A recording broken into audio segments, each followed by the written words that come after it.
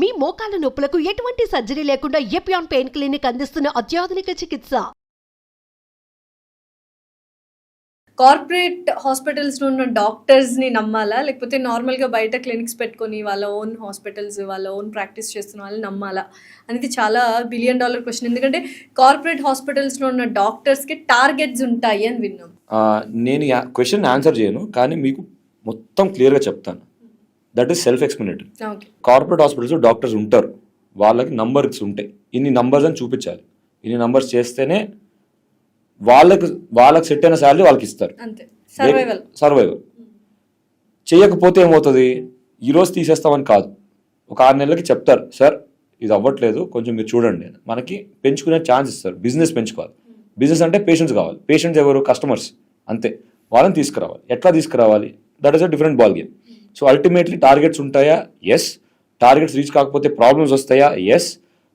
Problems వచ్చినప్పుడు ఏం solution ఏముంటుంది? ఐదర్ మీ జాబ్ పోవచ్చు, వేరే హాస్పిటల్కి వెళ్ళాల్సి రావచ్చు, మీ సొంత పిల్లలకి చదువుల దగ్గర ప్రాబ్లం కావచ్చు, మీరు కట్టుకునే ఈఎంఐల ప్రాబ్లం కావచ్చు, ఏదైనా రావచ్చు. అది కార్పొరేట్స్. సెకండ్, సొంత క్లినిక్స్ ఉన్నవాళ్ళు. సరే, ఇప్పుడు ఎంతమంది దగ్గర హైదరాబాద్లో ఈ రోజు వచ్చి కోకాపేటలో కానీ, కుకట్పల్లిలో కానీ, కొండాపూర్లో కానీ డైరెక్ట్గా వెళ్ళి ఒక 300 స్క్వేర్ యార్డ్స్ ప్లాట్ కొని దాంట్లో మీరు ఒక చిన్న హాస్పిటల్ పెట్టుకోవడం చేయగలిగినంత సత్తా ఎవరికైనా ఉందా? ఎంతమందికి ఉంటుంది? నేను చెప్పిన ఇవన్నీ ఈ ఏరియాలో కూడా. సరే, కొండాపూర్లో చాలా మంది ఉంటారు, గచ్చిబౌలిలో చాలా మంది ఉంటారు. ఒక 300 to 500 స్క్వేర్ యార్డ్స్ పెట్టి హాస్పిటల్ కట్టాలంటే 10 కోట్లు అవుతుంది. మరి 10 కోట్లు ఒక డాక్టర్ సొంత ప్రాక్టీస్ పెట్టాడు అనుకోండి, మరి 10 కోట్లకి ఆయన దానికి ఎలా తీసుకొస్తాడు? ఎక్కడి నుంచి తీసుకురావాలి? మళ్ళీ పేషెంట్లే కదా. మరి కార్పొరేట్ హాస్పిటల్లో ఉన్న టార్గెట్స్ ఉంటాయి, సొంత హాస్పిటల్స్ పెట్టిన వాళ్ళకి కూడా టార్గెట్స్ ఉంటాయి కదా. టార్గెట్స్ అని చెప్పరు, అంతే. Because patients are like that. మనం అట్లాంటిదే ప్రమోట్ చేసుకున్నాం, ఇయర్స్ టుగెదర్ అలా ప్రమోట్ చేసుకున్నాం కాబట్టి కార్పొరేట్స్లో టార్గెట్స్ అయినాయి. ఇక్కడ మన ల్యాండ్ అంతా పెరిగింది కాబట్టి డాక్టర్స్ దగ్గర ఇటు సైడ్ ఉన్న సొంత ప్రాక్టీషనర్స్ ఎవరైతే ఉందో వాళ్ళ ప్రాబ్లమ్స్ కూడా వస్తాయి. ఫర్ ఎగ్జాంపుల్, మేము గవర్నమెంట్ హాస్పిటల్కి అయితే వెళ్ళాము, చిన్న జ్వరం వచ్చిన ఫెసిలిటీస్ బాగుండవని. ఫెసిలిటీస్ అక్కర్లేదుగా జ్వరం వచ్చిన వాళ్ళకి, అయినా కానీ మేము వెళ్ళాం, కార్పొరేట్కే వెళ్తాం. So it's a mistake of both అంటారా? మిస్టేక్ అని కాదండి, బేసిక్గా ఏంటంటే it is lack of understanding. Basic lack of understanding. The problem is, see, why do you always have to demonize somebody for giving their skills? So somebody is telling you that so and so is the problem and this is what the cost is. You don't like it, go somewhere else. అంతేగాని ఇప్పుడు ఆ హాస్పిటల్లో, ఇప్పుడు private, నేను చెప్తున్నా setups ఉంటాయి, కార్పొరేట్లో ఇంత చెప్పారు, ప్రైవేట్లో ఇంతే చెప్పారు అంటే కార్పొరేట్లో ఓవర్ హెడ్ ఎక్కువ ఉంటాయా, లేకపోతే ఇవన్నీ మీకు అనవసరం.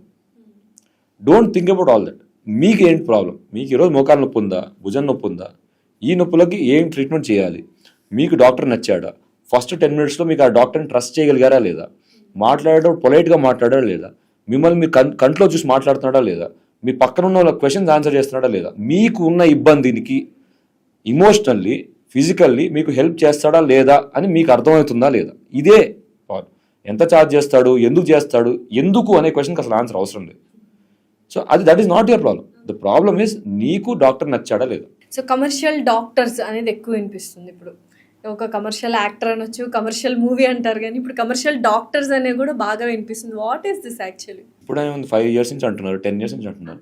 ఒక డాక్టర్ ఇది ట్రీట్మెంట్ చేసుకోండి అని పొలైట్గా ఒక అరగంట సేపు కూర్చుని ఒక 50,000 ఖర్చు అవుతుందమ్మా ఇది, ఈ ట్రీట్మెంట్ చేసుకుని ఒక చెప్పిన తర్వాత కరెక్ట్గా చెప్పినా కూడా రూమ్ బయటకు వెళ్ళి పేషెంట్ అటెండ్, ఎస్పెషల్లీ పేషెంట్స్ కాదండి, పేషెంట్ పక్కన ఉన్న వాళ్ళు ఉంటారు చూడండి, ఎవరికైతే నొప్పి ఉందో నొప్పి మీద వాళ్ళకి డబ్బుల గురించి గుర్తురావు, నొప్పి లేనివాడికి డబ్బుల గురించి గుర్తొస్తాయి.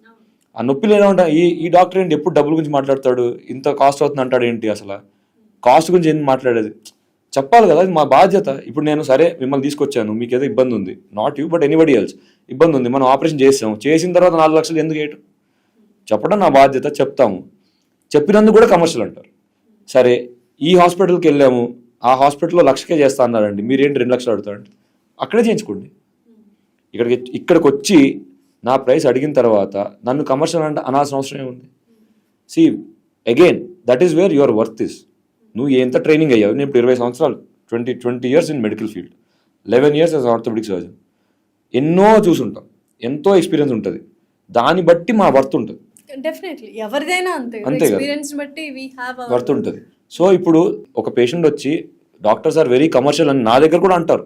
ఆ డాక్టర్ ఏంటంటే అంత ఛార్జ్ చేస్తాడంటే నేను ఒకటే చెప్తాను, ఆ డాక్టర్ ఇంత ఛార్జ్ చేస్తాడు, ఈ డాక్టర్ అంత ఛార్జ్ చేస్తాడని కాదు. ఆయనకి వర్త్ అది, ఆయన అనుకున్న వర్త్ అది. మీకు వాల్యూ ఆయన వాల్యుబుల్ కాదని మీరు అనుకుంటే డబ్బులు ఇవ్వకండి. కానీ వేరే వాళ్ళ దగ్గరికి వచ్చి అంత ఛార్జ్ చేయకూడదు అని చెప్పే హక్కు మీకు లేదు. ఇప్పుడు ఎంతోమంది ప్లేట్లు అమ్ముతారు, స్టీల్ ప్లేట్లు అమ్ముతారు. ఒక స్టీల్ ప్లేట్ 20 రూపాయలు ఉండొచ్చు, ఒక స్టీల్ ప్లేట్ 1000 రూపాయలు కూడా ఉండొచ్చు. మరి మీరు ఆ 1000 రూపాయలు అడిగినప్పుడు వాళ్ళని ఎందుకు అడగట్లేదు? మీ 1000 రూపాయలు అడిగినా కొనరు, అంతే కదా. So don't go, simple.